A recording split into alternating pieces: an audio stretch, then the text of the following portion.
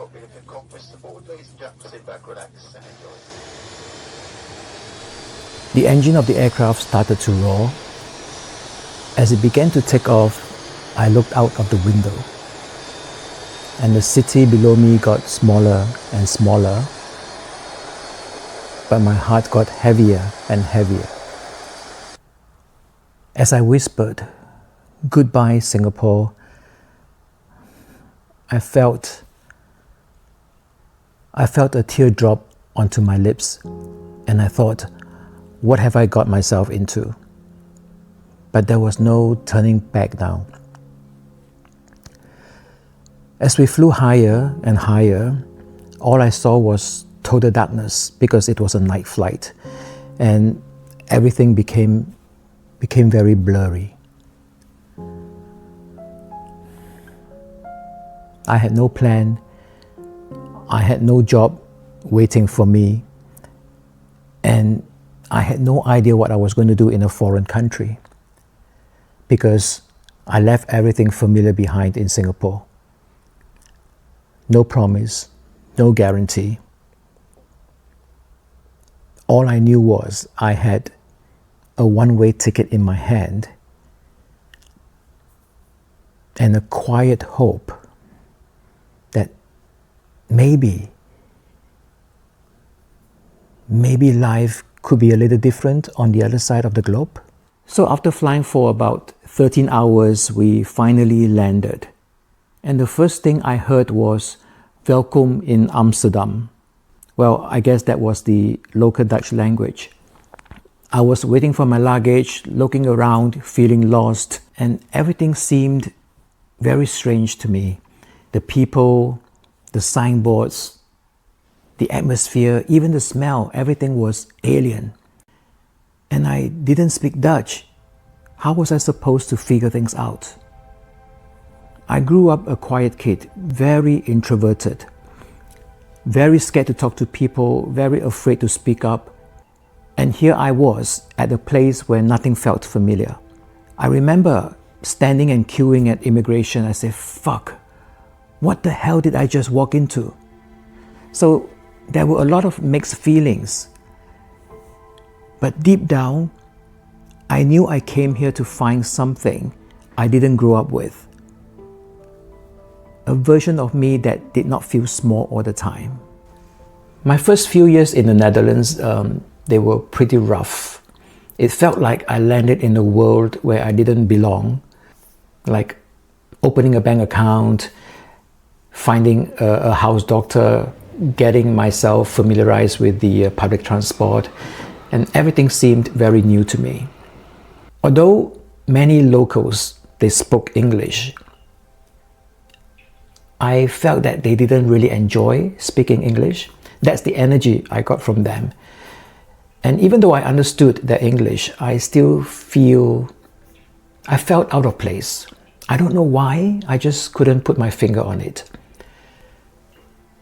Maybe it's the culture, or maybe because I'm from Singapore and I'm just not used to living in a place full of Angmo. Not at the start and not even after a few years. So yes, I felt very awkward. I felt very uncomfortable, very uneasy. And there were many times I felt like giving up and just return to Singapore. But the funny thing is, a small part of me kept saying, fuck you, Herman. You flew all the way from Singapore to the Netherlands and you just want to give up like that. Shame on you. So I kept hearing this voice inside, don't give up, don't give up. So even when I doubted myself, when I felt that I didn't belong here, I pushed myself. I pushed myself not to give in. So the next challenge in my life in the Netherlands was to find a job. But there was a problem. Well, it's not really a problem, but my problem, the language barrier. Because I didn't speak Dutch, so I had to look for English-speaking jobs. And I thought, okay, English-speaking jobs, that's easy as ABC, isn't it? I speak English, so what's the big deal? But there was still no luck. And when I finally got invited to 1 or 2 interviews, I walked out feeling very useless, like I'm not worthy, I'm not even valuable to these employers. And I questioned myself, my skills, my experience in Singapore, were they not good enough? Seriously, were they not good enough? Come on, it's just an English-speaking job. I thought I was qualified for that, so I applied for it. And I was declined again and again. I wonder why. Was I not qualified? Or should I say, was I underqualified? Or was I overqualified? Or maybe because I'm Chinese. Or maybe the locals were racist. I don't know. I seriously don't know. So I got very frustrated and I wanted to scream. I didn't know what to do. But I kept sending my resumes over. I even went to recruitment agencies for help because I had to survive and giving up was not an option. When I left my last job, I wanted to do something on my own. So I became a freelance portrait photographer. I got very excited because I can be my own boss. Finally, I am the boss. But there was a problem. Running a business is harder than you think. I have to create my website. I have to learn how to create website. I have to talk to people.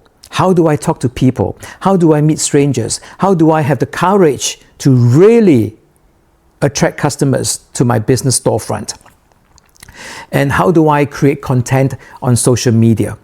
How do I film myself talking in front of the camera? How do I edit videos? How do I do text declarations? Everything I have to learn.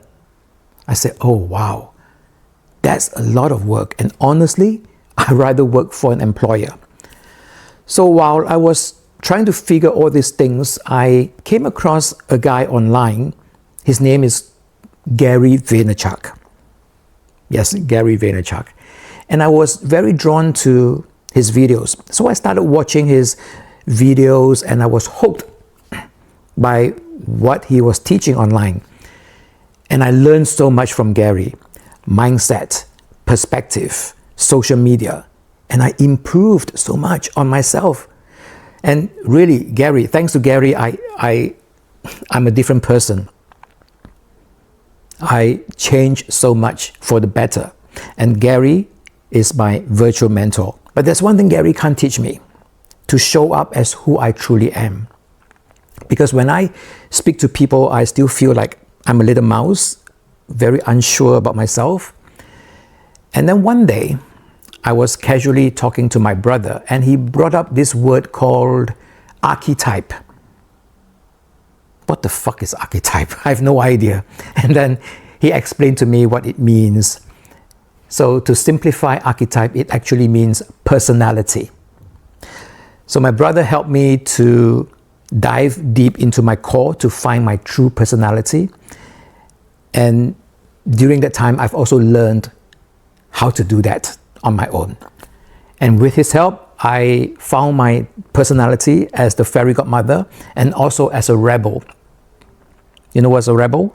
A rebel is someone that goes against the law. That's me. So it felt like I was seeing myself from a different lens, finally understanding the parts of me that didn't fit before.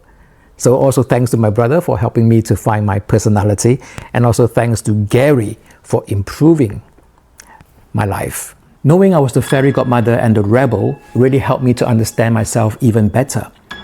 I knew that the fairy godmother part clicked with my photography, but the rebel, it was a puzzle. It was a mystery. But understanding labels was not enough. So I had to figure out what it meant. I studied how a rebel speak, how they act, how they behave. I practiced their energy. And when I finally spoke as a rebel, that's when I came alive. That was my transformation. That was me. That was my voice. And I wasn't taking pictures anymore. I dived deep into my core to find out who I truly was. And that helped me to shine. I even branded myself in a way that felt real. I wrote my own script when I introduced myself on stage at business networking events. And in 2020, I was selected to present at TEDx. And that proved how far I have come. All self-taught, all built step by step, all the skills developed over the years. And that gave me fire, that gave me power, that gave me confidence. I have found my voice, all because of that one-way ticket from Singapore to the Netherlands.